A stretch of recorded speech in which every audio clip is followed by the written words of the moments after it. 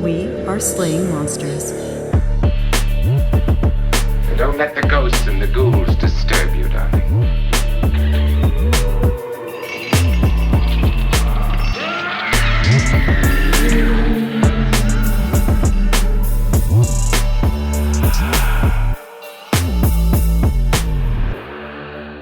I've read that there was a little boy who was in a museum, I don't know which museum, but he looked at a mummy and he was a big ancient Egyptian fan, and he looked at a mummy and his sickness was cured. Have you heard that one? No, that's like the opposite of a curse. It is. You're right.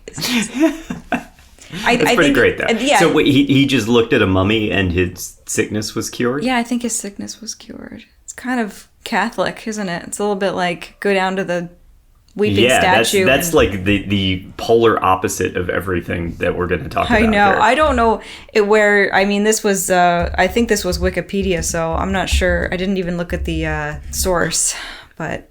I don't know where you read that at all. Everything I have is like, how do mummies cure modern diseases? Huh. Like, how can we use mummies to cure modern diseases? And a Smithsonian article about people eating human corpses as medicine, which is kind of fascinating. What is this? People with albinism are often targeted because I think that they're in some African society, I don't know where, but they think that their bones or something can cure diseases. Oh, wow. So they're not safe. Yeah, what sort of flesh should you eat? Wow. People doing tinctures of mummy dust. Wow. That's crazy. Yeah. King Charles II of England sipped King's Drops, his personal tincture containing a human skull in alcohol. When was this? 1600s. Wow, that's pretty modern. Yeah. Of course, they were not that modern back then. I mean, sort of. Sort of modern. Yeah, it's not like ultra archaic. No, it's not. See, this is fascinating. This is something that I didn't even know anything about. Yeah, so it's not all bad to go break into the mummy's tomb and take their crap. It's not all bad. Sometimes it can be good for you if you ground up their dust and eat the dust. And I'm not sure it's actually good for you. I'm not telling people to go do that, but I just think it's... This is a great quote from the Smithsonian article.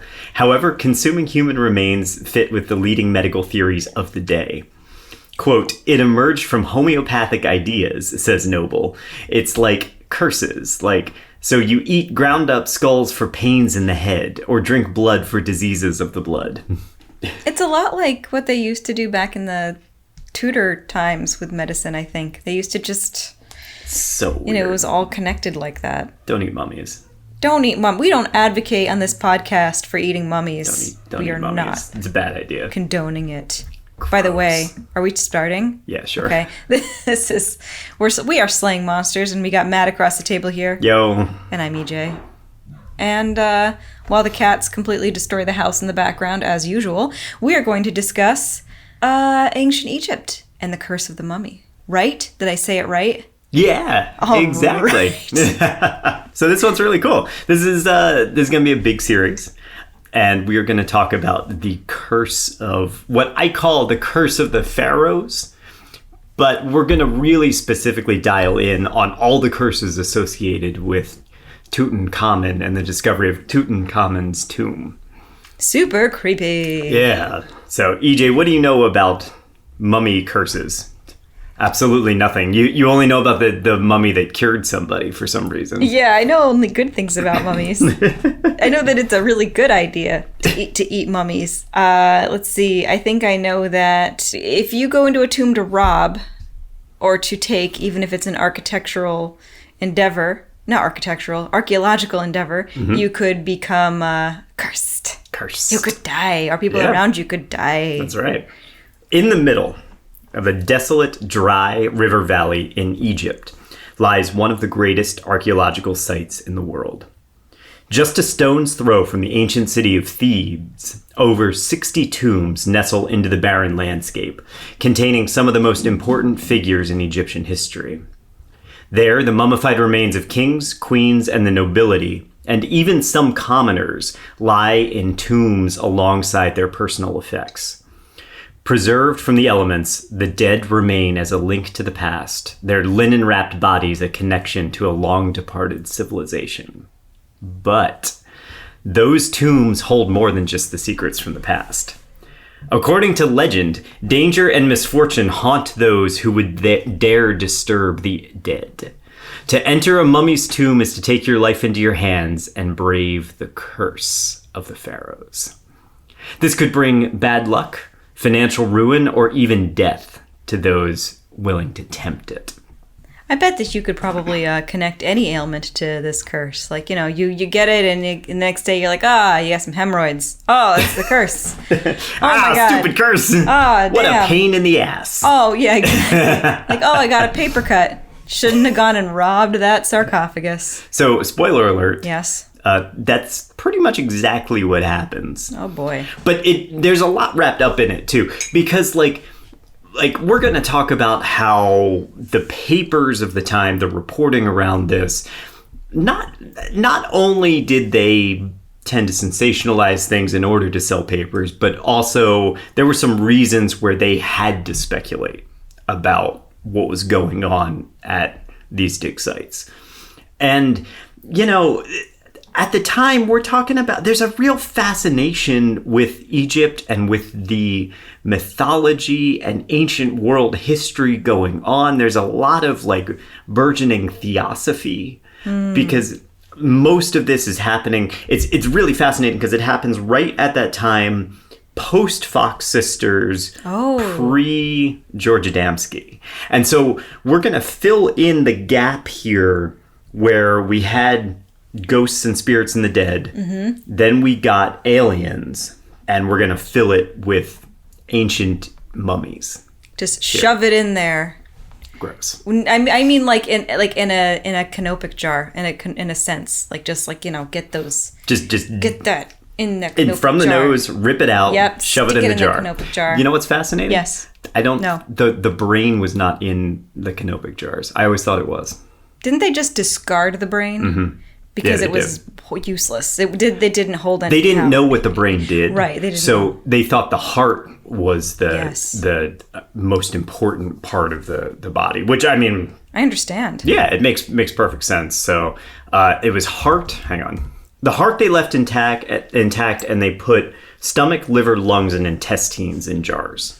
Okay. And the brain they pulled out of the skull, and they just threw it away because it was pointless. Yeah, whipped it against the wall there. Yeah, there's no reason for this. Yeah. It's interesting. In my head, and this could be totally wrong, but when you say theosophy, I always think okay, didn't Aleister Crowley have some weird Egyptian shit in his beliefs and there is, and rituals? we're jumping way ahead here. We are. But we're going to talk very briefly about Aleister Crowley because it's rumored that Aleister Crowley might be behind some of the deaths associated with those who died as a result of the curse. That's so scandalous. Right? Yeah. Wow, I didn't think he had time between all the orgies and the sacrifice. I don't think he did sacrifice. Do you and again jumping ahead, yes. But do you know that there's a theory that Aleister Crowley was behind the Jack the Ripper murders? No. Yeah. Can we talk about that? We'll talk about it future. Can we do an episode on that maybe? Yeah, maybe. I think Jack the Ripper is a very interesting one because Jack the Ripper is still completely unsolved. Yeah, although they think they know who it was. Yeah, it might be a little true crimey for us to do. Yeah. But there is a lot surrounding that's mysterious and really weird. And I don't know. Maybe I can look into it. I don't know. This might be interesting. Anyway, okay, sorry, continue. Sorry. but yeah, so Aleister Crowley is short list of one of the quote unquote causes of the curse, where they kind of think that maybe he was inspired by these people getting involved in ancient Egypt belief and all of that stuff. And he was running in circles like that. But I kind of think Aleister Crowley was probably too stoned most of the time to do any of that shit, because that was how he spent most of his time. It's just in a drug-fueled stupor.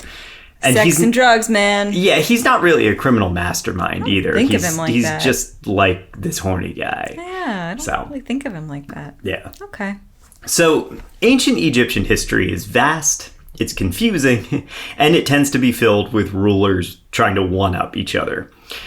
I will do my best to boil all of this down, but for our purposes, we're going to focus pretty specifically on King Tutankhamun. He's the last ruler of the 8th dynasty, and unquestionably the most famous of all the Egyptian kings. And that's because of his tomb. His tomb was found nearly intact and was able to provide a really fascinating look into Egyptian history and culture of that time. But it's also the source of a legion of rumors and legends, including the claim that it carried a deadly curse.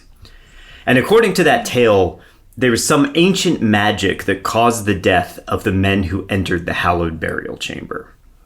Among these were George Herbert, Lord Carnarvon, the expedition's financier, and Howard Carter, the archaeologist who made the discovery and excavation of the tomb. These two men are credited with making one of the most important archaeological finds in all history. But according to the legend, they met their untimely death at the hand of these mysterious forces that was beyond their comprehension. Their deaths, and the deaths of the people surrounding this discovery, are pretty common when you examine them closer. But the narrative here of the mummy's curse is one of those like sticky stories that clings and sticks around and keeps getting repeated over and over and over again. And when that mingles with rising theosophical beliefs, I think it's a theophysical beliefs. I think that's how you pronounce it. That mingles with the rising theosophy belief at the time. Mm-hmm. And they kind of become synonymous. And that's where we are today. Interesting. I feel like the curses sort of serve the theosophy philosophy, if you will. I don't know. I just think they feed off of each other in a way. Like, like they, maybe it serves the theosophist. Have that stuff be real? Yeah, we'll talk about it more, but just theosophy really feeds off this idea of there being some type of ancient wisdom, ancient master hierarchy, then all these secrets that we used to have but we don't have anymore. Right. Lost, because they got supplanted by modern religion. Mm-hmm. But modern religion is like built on the backs of theosophy. Mm-hmm. And if we can break through the lies and the dogma of modern religion, we can find the core, which is the old theosophy, and that will help bring us to a type of enlightenment, peace, contentment, all that stuff. More like an ancient enlightenment, which is probably why the whole Egyptian thing was so appealing. Absolutely. Yeah. And that's why you start to hear that theosophical belief echoed in, say, Lovecraft and in later on George Adamski and all of that stuff. It all kind of fits this same doctrine of like, oh, there was an ancient wisdom. It came from aliens. Yeah. Not from the earth. Right. Yeah. Right. Our sources for this story are primarily going to be Daniel Myerson's In the Valley of the Kings and Howard Carter and A.C. Mace's The Tomb of Tutankhamun. And for today's episode specifically, I'll be using an article titled Tomb Robbing in Ancient Egypt by Joshua J. Mark, published on the World History Encyclopedia. This story is probably best begun in the desert west of Luxor, which is the modern incarnation of the ancient city of Thebes. So the Thebes was lost to time and Luxor was built on top of it. I love the word Luxor. Luxor, great, right? Mm-hmm. Year is 1881, and there's a group of locals who are crossing the desert, walking just a few miles from the Nile. They're just walking along the desert. And as they're walking along, one of them fishes a stone out of the sand and throws it off into the distance. Just, chucking things, as you do. Right? Yeah. Mm-hmm. But when the stone lands, it doesn't make that like poof of hitting sand. It makes a hollow, almost clang sound. The kind that you would hear if you threw it and it hit like the side of a building. And this excites one of the guys who's traveling, a man who just happens to be a member of the Abd-ur-Rasul brothers. His family made up a business of looting tombs. That was what they did. The Ur-Rasuls were tomb robbers. Huh. So they would go in and take all the stuff and resell what they had of value. So this guy, he's like, I know that sound. There's something here. There's a potential tomb here, potentially value. He says to his companions, we got to go. We got to get out of here because there's evil spirits in this area. And so he rushes everybody out. And then not long after he gets them away, he enlists his family. And together, the Ur-Rasuls, they begin a covert excavation of that area. And quickly, oh, go ahead. No, go ahead. I'm just thinking Okay. that it must be like big. He must recognize it as something pretty substantial if he's... And the thing is, like this shit was just popping up. Yeah, that's interesting. Because so much had been lost over time, built on top. Like, that's the thing about Luxor. Luxor was actually built on top of the city of Thebes. And so they had to evict people from their homes to be able to actually excavate Thebes. Wow. And this shit just popped up. You could literally be walking along and stumble across a tomb. As a matter of fact, that's going to happen later in our story. That's so crazy. So, and it was such big business at that time. The illegal treasure trade out of Egypt is this gigantic problem. Basically, as long as you had tombs, you had tomb robbers, which kind of makes sense. Totally. To the lower classes, you look and you see these gigantic pyramids and elaborate burial structures, tombs being built that are just like the height of ostentatious bullshit. Like, what is a greater display of wealth than demanding that your personal effects are buried with you where no one else can have them? I bet they didn't have wills. It's just like, no, there's This no comes need with for me. a will. This is all mine. Well, and you know why they were buried with their possessions, right? Because they needed them. Yeah, they would travel with them to the afterlife. Yeah. And so you would seal the tomb, and anything inside the sealed tomb would go on the journey into the afterlife with you. If the tomb was unsealed, then those things might not be with you anymore. Right. I know over time a lot of things got buried, because it was like so long ago. But Yeah. And I know so a lot of things were hidden and covered, but I know a lot of things probably also weren't. So were there some pyramids that have just always kind of been Oh yeah, for sure. visual, you could just Yeah. see them, while others other things they had to dig? Yeah, I and mean, find? the pyramids of Giza were not completely covered by sand. Right. So But I believe the Sphinx was, because Oh, okay. they saw the head of a Sphinx peeking out of the sand. okay. Yeah. Okay, that's interesting. I guess I don't know how over all those hundreds of years they could have possibly ensured that the Pyramid of Giza did not just get completely wiped out clean with A lot of them did. yeah. A lot of these tombs, and we'll talk a little bit about it, but a lot of these tombs, by the time modern archaeologists got to them and went through them, they were just barren. Or they would have a couple smashed things inside. Sometimes, if you were lucky, you might actually find a cache where you would have artifacts mixed up that came from different tombs, because that's where they were storing shit. Oh yeah. But yeah, a lot of these tombs, they would excavate something and be like, oh, well, we found a tomb, but there's nothing inside it. Okay. Many of ancient Egypt's lower classes are struggling to provide for their families. And it must have been really hard to ration bread while you're watching some dick throw all of his gold and copper into a stone box and leave it for generations, right? So it makes sense that they would want a piece. And so you had lower classes trying to break into these tombs because they were like, oh, we could get some of that for ourselves, right? And the other thing that would happen is people who were responsible for helping out with the burial process were the pharaoh's servants. So they had very intimate knowledge of how the tombs were being constructed. They were often in charge of transporting the effects inside themselves. And that gave them the prime opportunity to be like, oh, well, I'm moving this cart anyway. Oh, I'm just going to pocket an amulet or something like that. Right. And then the priests, too, who were performing the extensive funerary rites, all of the embalming, all of that. As they're preparing the body, they're also adorning it with jewelry. And maybe they would go home with a ring or something like that as well. Yeah. And wouldn't they also be superstitious? So very worried about what that could mean for them?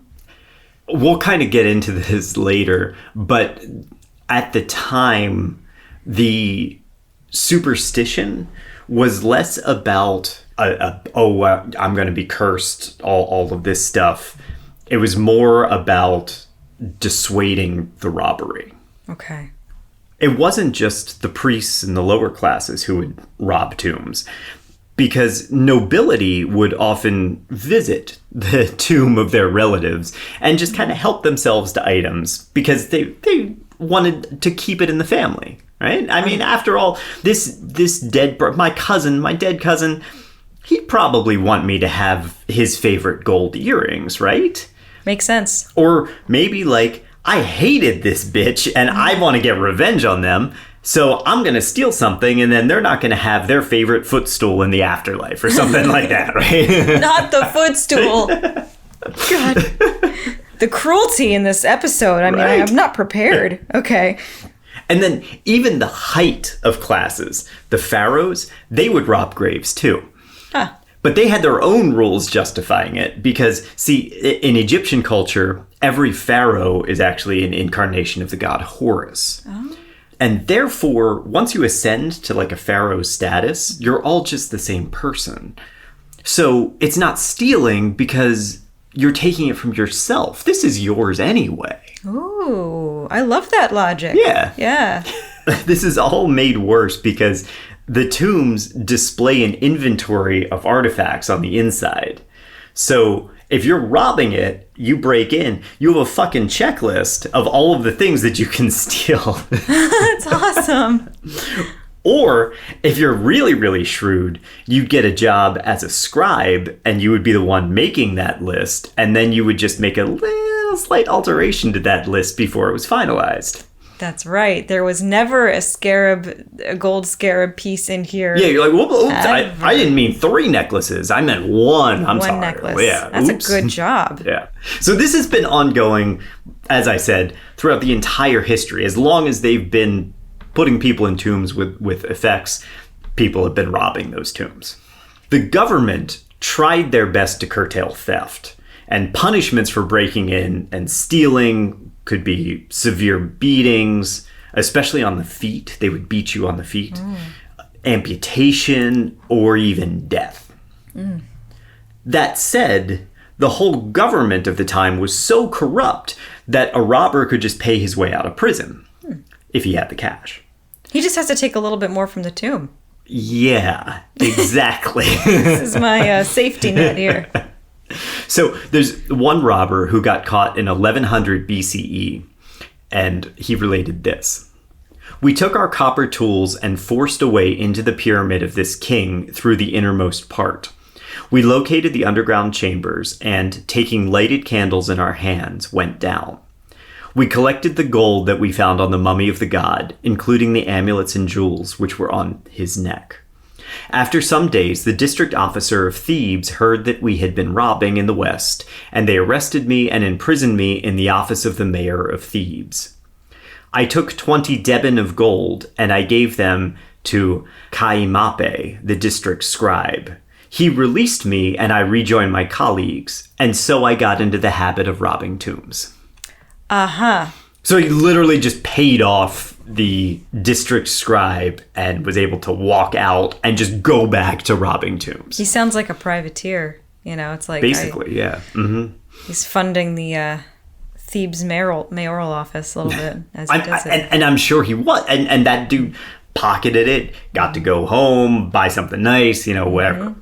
Yeah. So exacerbating all of this is that once a tomb was broken open, it became a free-for-all. Because the idea here is that, if you're traveling to the afterlife, which they call duat, you get there, you're restored to health, continue to live on, same way you did in the regular world, and whatever you were buried with came with you. But if the seal on your tomb was broken open, then that all goes out the window. The stuff that was buried with you wouldn't travel to Duat. If your tomb wasn't sealed, you're not going to make it to the afterlife either. Oh, man. And that meant that once a tomb was unsealed, it's just kind of a lost cause in their eyes. So subsequent robberies become really frequent, and tombs can just get straight up cleaned out. And they don't treat subsequent robberies with such severe punishments as they do when you were the first one to break in. Oh, interesting. That's the real crime. And then the others, they're just like, oh, well, that sucks. Too late now. Yeah. Yeah. Yeah. Oh, and they just didn't. Yeah, I guess once the seal is broken, it's over. They couldn't just like have a police unit or whatever hanging out and making sure. It doesn't matter at this point. Right, and you can't just like go and reseal the tomb either. No, you can't. Yeah. Okay. Clearly, this whole thing is a generational problem. By the late 1800s, many of the tombs had been robbed completely, and millions of artifacts had just been lost to history.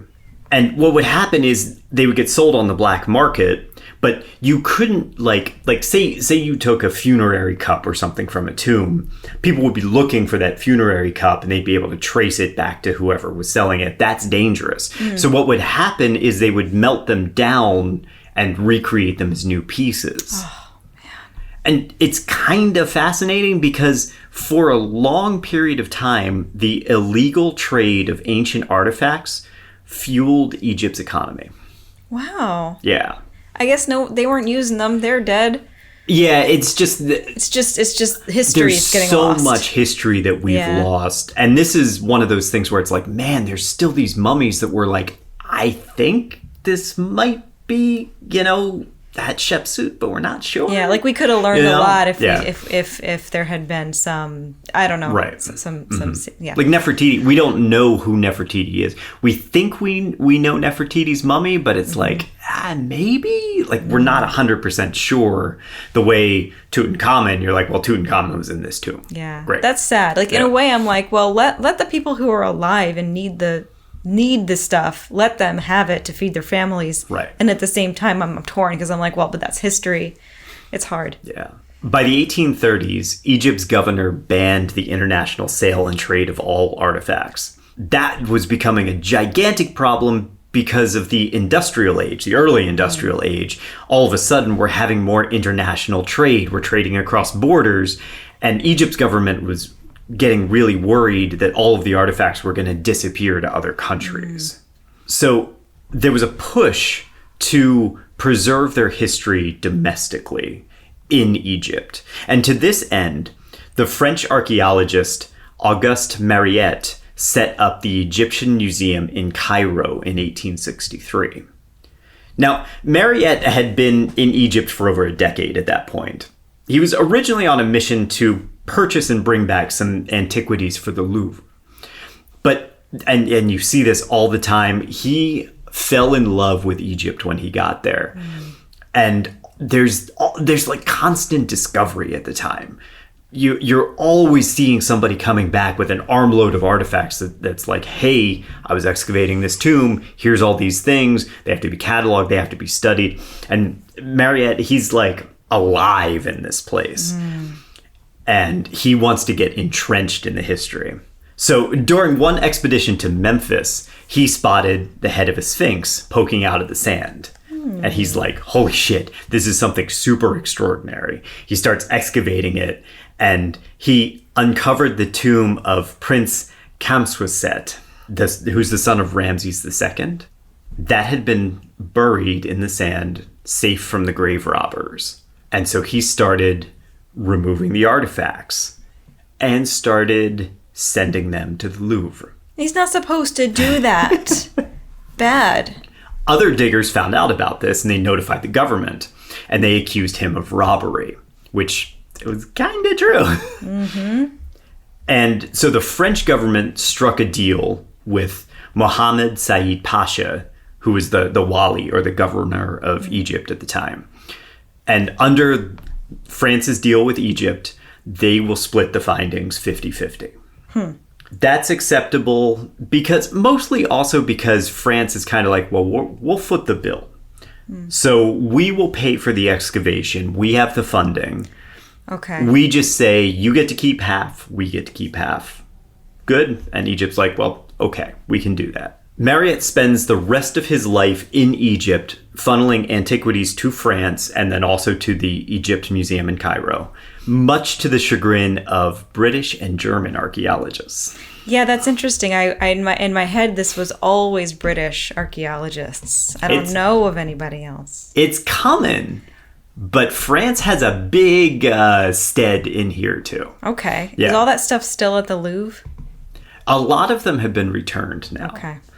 Yeah, a lot of the stuff that was housed at like the British Museum, the Louvre, and that have now come back, which is good. Yeah. But there's some stuff that's still, I mean, look at Penn Museum in Philadelphia still has some too. Mm-hmm. Yeah.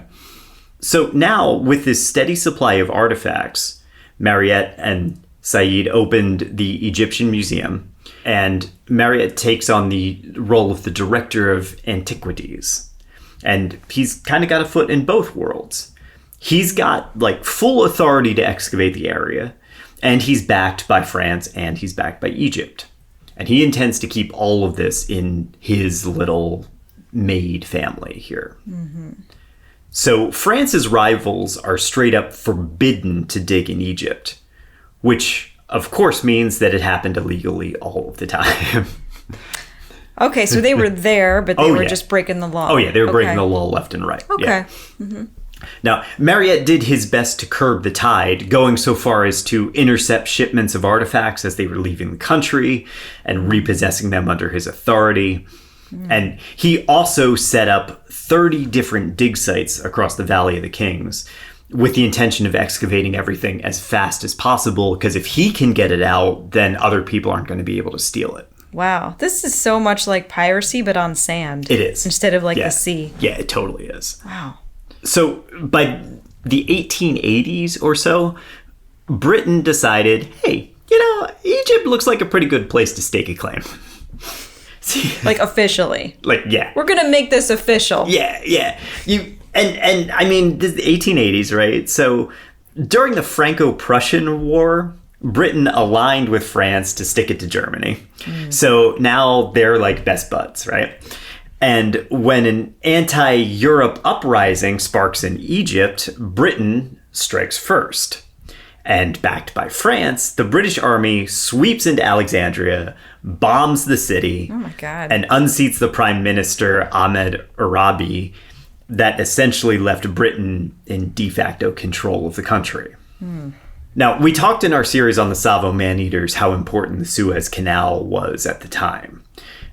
Egypt is this keystone for controlling the African trade routes because it allows you to sail the shorter route up the African coast through the Red Sea, through the Suez Canal, and across the Mediterranean to Europe. Otherwise, you would have to go south around the Horn of Africa and then north that way. Right, much risky. longer journey. Yeah. Britain, they find themselves in control of a country. It's got such rich history. So they took very painstaking measures to preserve that history and keep it intact for future generations. Is that sarcasm? Just kidding. Britain joined the large-scale archaeological operation, and they start pulling Egyptian artifacts out of the sands, transporting them to their English institutions to be cataloged and studied and then displayed in their museums. This opens floodgates, and a huge pile of British and French Egyptologists start swarming this country. Among them is the French scholar Gaston Maspero, considered by the people at the time to be the foremost expert on Egyptian antiquities. He's, at least at this time, definitely more of like an intellectual.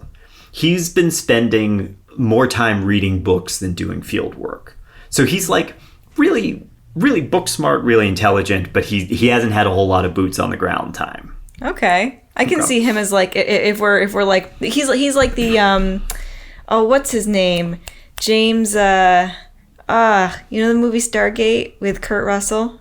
James Spader? James Spader. Yeah. Yeah. Okay, so this guy is like James Spader. You know, he's got like the candy bar that he eats, and he stumbles over his feet and goes tumbling down the sand. Remarkably correct. Really? Yeah. Did he have a candy bar? I don't know if he had a candy bar. Oh, okay. But he's always, in my mind, as I was writing out all of this, he was always Paul Giamatti. I don't know. I can see that. Yeah. But he's like, to me, he sounds like the guy in Stargate. Yeah. Thing is, he's really got something to prove. Yeah. You know, he's got all this intellectual knowledge, and he's seeing all of these people who are, because a lot of people are doing both. Mm-hmm. You know, they're intellectuals, they're studying, but they're also getting their hands dirty. They're in the tombs, they're crawling through these spaces and little holes to peek at whatever's beyond and that kind of stuff. And he wants to do that. He wants to be a tomb scientist. Okay, sure. Okay. So he gets his shot in 1881 when the director of antiquities for the Egyptian Museum, that's Auguste Mariette, retires. Mariette spent the last couple decades basically destroying his body with really harsh physical labor. Oh. At this point, he's gone blind. Oh. And it's time to step down. Because these guys were out there. They were doing the work. Yeah. And with this influx of more British in Egypt, Mariette's like, I want to keep this in France's control. I don't want to give over too much of this to Britain, even though our countries are buds right now. Mm-hmm. So he names Gaston Maspero as his successor at the museum. Maspero, he wants so badly to be considered one of these great archaeologists. And so he tries his hand at field work and excavations. Now, is this the James Spader guy again? This is James Spader. Okay, yeah. All right, okay. Sorry. Or Paul Giamatti. I need to visualize these guys. Okay, got it. Yeah. So his field work led to a unfortunate series of complications, including dysentery, rheumatism, a minor stroke, and a fall down a tomb shaft. Oh, damn. Yeah. How old is he? So he was born in 46. He's in his 40s. Oh, that's tough. Yeah, 30s or 40s, yeah. Okay. And back then, that's like being in your 50s and 60s. Yeah, something like that. That's tough. Mm-hmm. Okay. All right. Yeah, he's a little bit like the Mr. Magoo of archaeologists. Oh, man. Poor guy.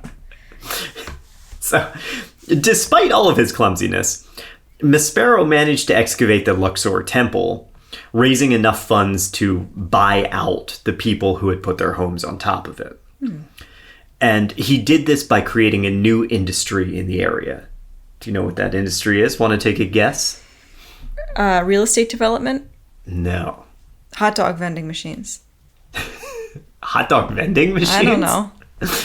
Tourism. Oh, tourism. Okay.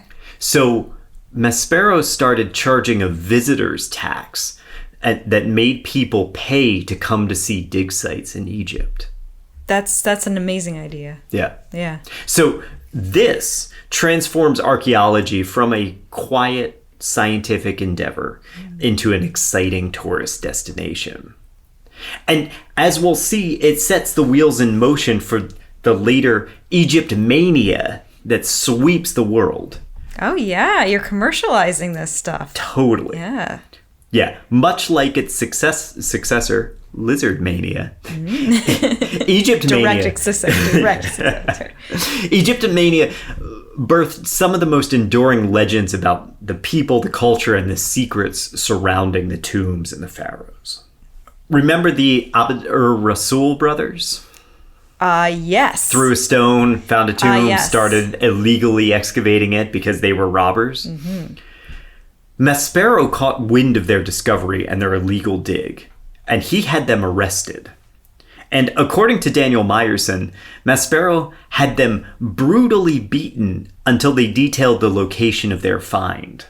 Ooh, what a dick. And then, like a true crime boss, Maspero, he didn't do it himself, but he had one of his workers do it and beat them so badly that one of the brothers was crippled for life. Oh my God.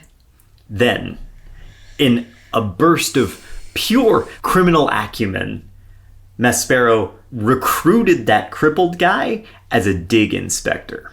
Whoa. Yeah. Wow, keep your enemies close. Well, that's exactly what he was thinking, right? Man, that's messed up. Yeah.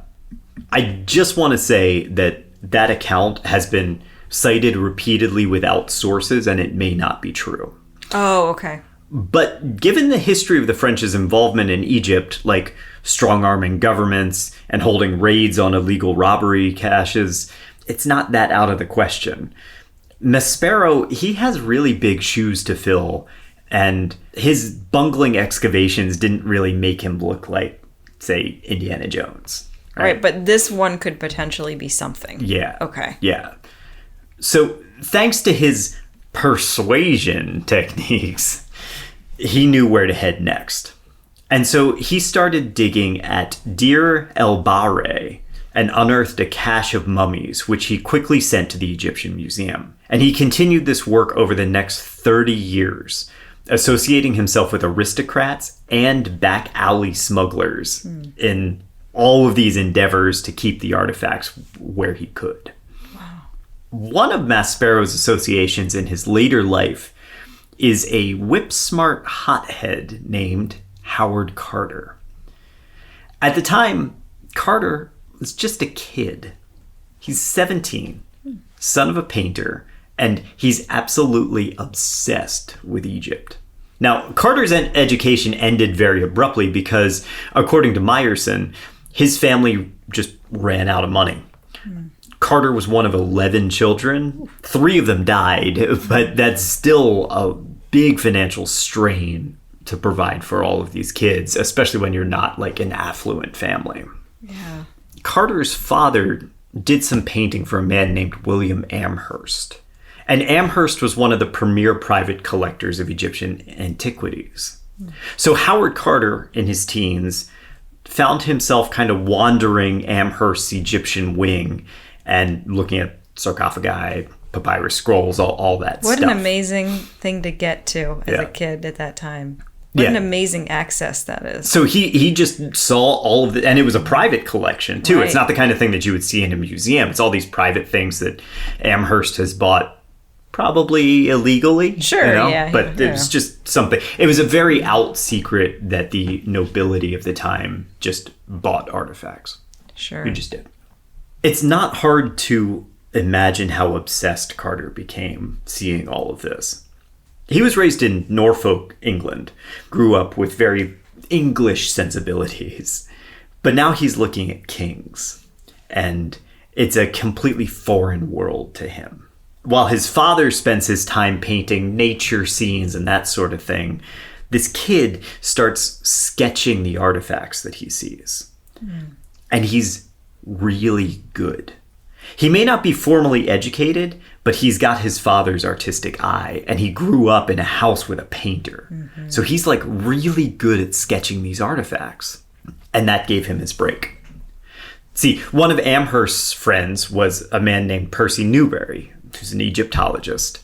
And Newberry needed an illustrator to sketch what they were recovering on their dig site.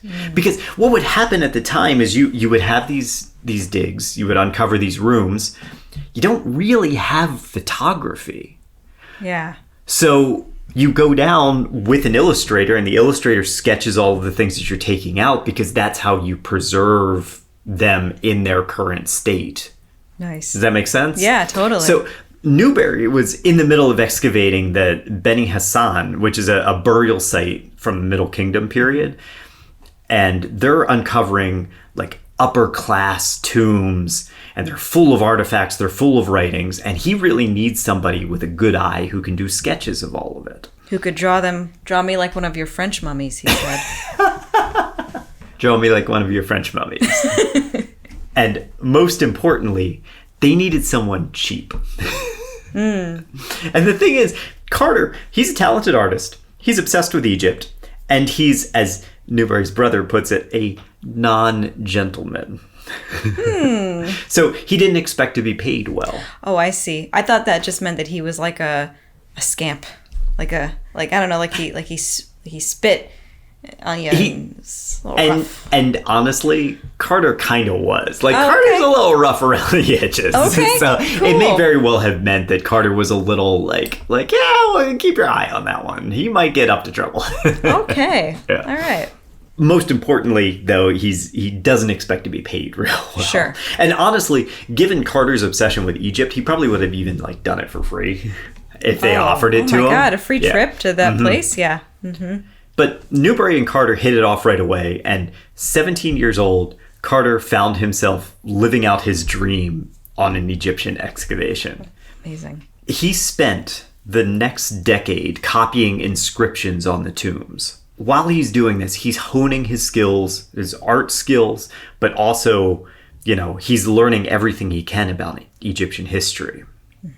He did a stint at Deir el-Bahari, the site run by Maspero. And while he's there, he sketched the relief paintings in the Temple of Hatshepsut. I'm trying my best. Hatshepsut. The Temple of Hatshepsut. So Carter's spending all of his free time learning Arabic and studying history. That's awesome. And sketching. He loves to just like sit, sketch landscape, these pyramids, the tombs, all of that stuff. It sounds like he's got the perfect life. It must be beautiful. Wow. Like, this is where he wants to be. Yeah. And to keep himself afloat at the time, because he's not being paid very well, he starts selling his watercolors at the markets, That's at the great. bazaars. He gets in the habit of kind of riding his horse out on his day off and just sketching the landscape like his father used to. And then one day in 1899, his horse stumbled and he fell off the saddle into the sand. He didn't get hurt. The horse didn't get hurt. But as he's collecting himself, he realizes the reason the horse stumbled was because the ground actually gave way under its foot. Oh, shit.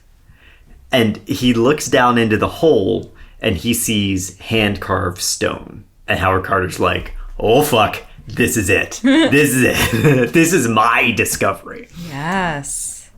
He spent the last decade working for other people, going through tombs, watching them make these like earth-shattering archaeological discoveries. And this is his. This is his shot. Wow. Very lucky. But the thing is, you can't just grab a shovel and start digging. Because in the 1850s, the Egyptian government established the Egyptian Antiquities Service. And they want to conserve ancient sites, curtail theft, the black market sales, all of that stuff that we talked about. Of course, the first head of this was Auguste Mariette, the French guy, right? Who was splitting his findings with Egypt. And he was succeeded by Gaston Maspero. Now you have to understand, like, Maspero's the top dog in like this whole place. In all of Egypt, he's the top dog. He gets to say who has authorization, which they call concession to dig, and where they have concession to dig. It's not real blatantly stated anywhere, but I suspect that obtaining a concession probably cost a lot of money and a lot of like elbow rubbing. Oh, and, yeah, you sure. know. Only the wealthy were really able to do it. So you had to be connected. You had to be in this network of elite to be able to get a concession to do a dig. Could he contact Amherst? Well, he's the odd man out, right? Because he's not a noble gentleman. The thing about him is that he grew up watching his father have patrons. And so that is a world that Carter is very deeply familiar with. Yeah. He knows how to navigate this world, even though he's not necessarily a part of it. And so he reached out directly to Maspero and asked for permission to dig. And Maspero loved the guy, partly because Carter's like the kind of archaeologist he's always liked and probably always wanted to be, and partly because Carter just knows how to work that world. It took about 2 years to get the whole thing laid out, but in 1901, Howard Carter finally got the moment of his dreams. The excavation revealed stone steps leading to a monolithic stone doorway. Carving out a patch big enough for him to crawl through, Carter shimmied through into the darkness, and he spied a few artifacts, including a statue of a seated king. Holy shit. he gets really excited and continues forward. They break the door open. They open the seal of the chamber, and inside they find it's almost bare.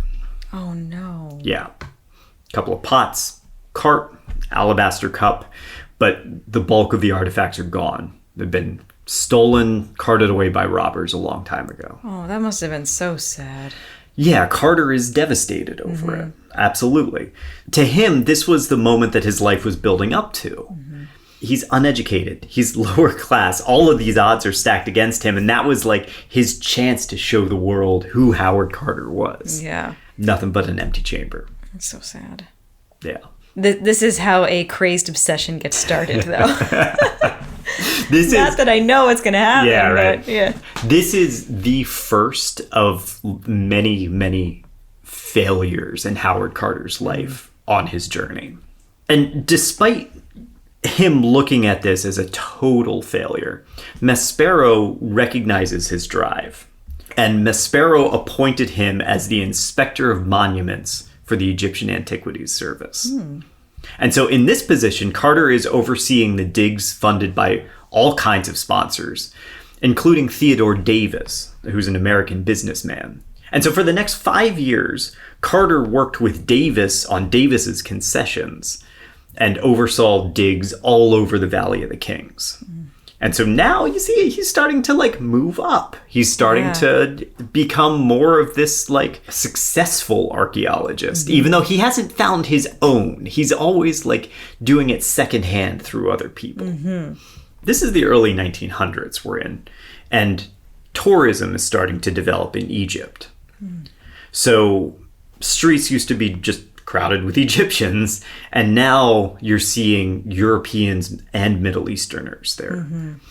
Some, you're looking at the dig sites from a distance. Others, they have the connections and the money to actually walk through the tombs and look at them themselves. In January of 1905, a group of French tourists got drunk on wine and arak, which is an anise liquor. Thoroughly sloshed, they decided to go visit Saqqara, which is a relatively new site in Memphis, and that's where the Apis cult buried their sacred bulls. Ooh, I don't know about this cult. That sounds cool. Oh yeah, they worship the bulls. They worship the bulls. They had sacred bulls, and they buried them in the temple. That's sweet. So this is a new site, and it's dark, so they don't have any lighting there currently. And these fucking drunk tourists show up, and they discover that when they get there, they don't have enough tickets for their entire party. So they rush the temple, and they shove their way inside, and they shove the guard out of the way. They stumble around in the dark for a while. And then, realizing that it's really dark down there, they come out, and they demand candles so they can see where they're going. Oh my God. And the guard gives them a hard time because not only did they not have tickets, they shouldn't all be in there, blah, blah, blah. And they get upset by the whole thing. And so they decide they want their money back, and they attack the guard outside the temple. Oh my God. Horrible.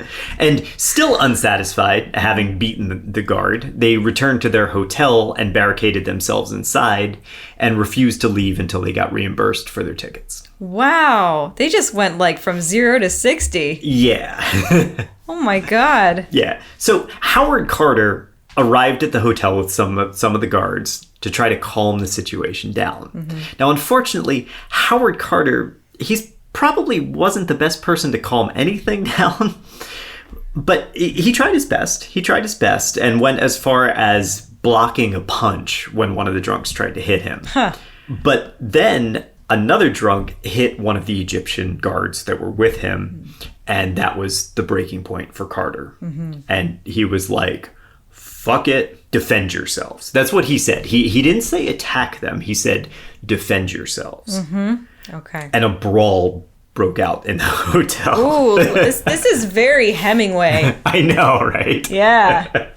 Oh, man. Okay. The French tourists fled after the brawl, leaving Carter to tend to the wounded. The fallout from this was immediate and severe. While Carter sided with the Egyptian guards, the crime of having a Middle Easterner strike a Western tourist, regardless of the situation, carried way too much weight. Oh, shit. Come on now. Now, even though he said, defend yourselves, the expectation was actually that the French could do basically anything that they wanted there, at least to the Egyptian, the local Egyptians who were there. So Maspero turned his back on Carter, who had to resign his position as inspector. Oh my God, he was just defending them. Yeah. That's such crap. Now jobless, with ruined relationships, Carter left Luxor and fled to Cairo. There he started to begin reforming his network. He acted as a guide for tourists, taking them to, see the ruins and helping them navigate the bazaars and those markets. And he started making some allies on the other side of the tracks as well, which meant that he rubbed elbows with some of the tomb robbers. See, Theodore Davis, the American businessman who's got all these concessions in the Valley of the Kings, at the time, Theodore Davis sort of owned the Valley of the Kings, okay? He's doing most of the digs there. He had a dig site robbed. And Carter is the guy who turns up with the loot. Carter says, hey, he contacted Davis and he said, hey, I found some artifacts on the black market. I think they were yours. I can get them and I can return them to you for a fee. Huh. It's unclear to me if Carter was responsible for that robbery or if he had just been alerted to the pieces or whatever. But Davis was more than happy to get them back without all the legal trouble that would be associated with that. So Carter made some cash on the side by greasing some palms in the black market and then just passing those artifacts back to Davis. So it becomes clear here, Howard Carter is done playing the game their way, and he's going to start playing it his way. He's got growing respect for the locals, and he's got a reputation of a man being deeply entrenched in the archaeological game. So Carter is poised for his greatest success yet, but to do that, he's going to need a partner. Someone who will share his love of ancient Egypt and his penchant for getting into a little bit of trouble. He's gonna need his Rose DeWitt Bucator. That's right. And that's where we'll pick up next time. Okay. Oh my goodness. Yeah. There's such a double standard with There really is. Yeah. The rights and the not only the rights of the Egyptians there, but the rights of of what they can lay claim to of their own history. For sure. It's such a weird. It's such a shame that, I don't know, it's just bananas. And it's hard, right? Because it costs a lot of money to do these excavations. It's a lot of manpower. And even, you get the artifacts, but it's more than that. It's okay, now we have to analyze them. We have to look at them. We have to study all of the writing, do all of the translations of the hieroglyphics and all of that stuff. Yeah. It's just, there's so much wrapped up in it, and it's hard for a government like Egypt to fund all of that independently. Yeah, and I mean, this is a time where you have all these really, really wealthy world powers coming in and just wanting to get their hands in everything, which is actually all of time. But it's, when you have somebody so powerful stepping in to say, hey, let me take care of this for you, let me do this. All you have to do is give me a little bit. Right. Then it's just... And it's hard to say no. This is also that time where you have these, barons who have all this money and kind of nothing to do. Yeah. There's not much for a lot of... Theodore Davis was an American businessman. He ran his business, but he's not, actively involved in it day to day, so he can just have this hobby because you're seeing a rise of industrialism as well. We've had railroads, we're having steel, we're having architecture, we're having all of these. There's a different type of successful business person than there ever has been in history at this time, because there's really the rise of industrialism. Yeah. And I think We'll talk about this a little later. I think that that's also part of the fascinating side of the curse because it is an equalizer. It's like, yeah, you could be this super wealthy, super powerful, well-connected person, but the mummy will bring you down. Oh, yeah.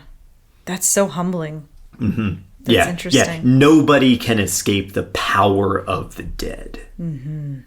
And that is a really fascinating little piece of this, I think. Yeah, it's like a little reminder that you're all going to die. Mm-hmm. Like, you are all very much equal. Just because you've got all this money. It's money doesn't do you any good when the mummy gets you. Exactly.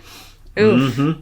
We didn't talk very much about Tutankhamun yet, but we will, I'm sure. And just the social situation that was going on in Egypt at the time. So next time we will talk about Howard Carter's partner and their adventures together. Yay. I don't know why, but I keep thinking about the Titanic with this episode, and I don't know why. Why do you think about the Titanic? I don't know. It just keeps coming to my brain. I think because that was 1912, so it was kind of soon, coming up soon. Yeah, it's on the way. Mm-hmm. And I don't know, you have this lower class artist coming down into the wild waters of Egypt, even though it's sand, but I kind of see it as this piratey landscape of turmoil and intrigue, and then you have all this money, but you're all on the same boat. Is that boat gonna sink? I don't know. I just want it to be romantic. That's all. It'll get a little romantic in the next episode. Okay, good. A little bit, yeah. Okay, good. I think so. How can you tell if a mummy has a bad cold? How? Oh, from its terrible coughing. Oh, that's a good one. From his terrible sarcophagus. I think it needed to be that. But sarcophagus isn't a thing. Is it? Of course it is. Well, but it's coughing from his terrible coughing, not sarcophing. That doesn't work. Sarcophagus. It doesn't work as a pun. Oh, I think it does. All right, we're done. Sarcophagus. Okay, bye. Thank you all for listening. Thank you. Everybody be safe and take care of yourselves. Yeah. Bye. Bye. Thanks for listening to Slaying Monsters. If you like the podcast and what we do, please share it with others or leave us a rating and review. For questions, suggestions, and other feedback, reach out to us, slayingmonsterspodcast@gmail.com, and stay up to date by following us on Instagram @slayingmonsterspodcast. Your support helps us grow, and we are truly grateful to have our listeners and community.